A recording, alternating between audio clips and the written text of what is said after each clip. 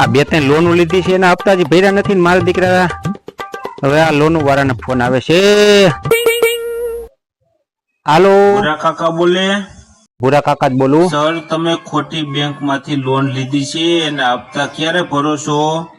એલા ભાઈ મેં એકઈ લોન બોનું કઈ લીધી નથી મારે પૈસા પૈસાની ક્યાં કમી હતી યાર હા અરે મારે કરોડો રૂપિયાની મિલકત છે ખેતીવાડી જમીન મકાનની એટલા 4-5 તો 4 વ્હીલું છે એલા ભલા માણા મારે લોન ની શું જરૂર? સર તમે લોન લીધી ત્યારે તો ગરીબ હતા.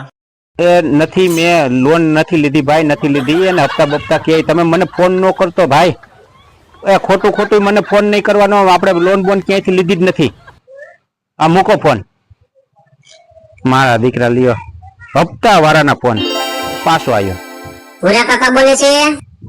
આ ભૂરા કાકા જ બોલું છું બોલો ને બેન ખોટી બેંક માંથી બોલું છું.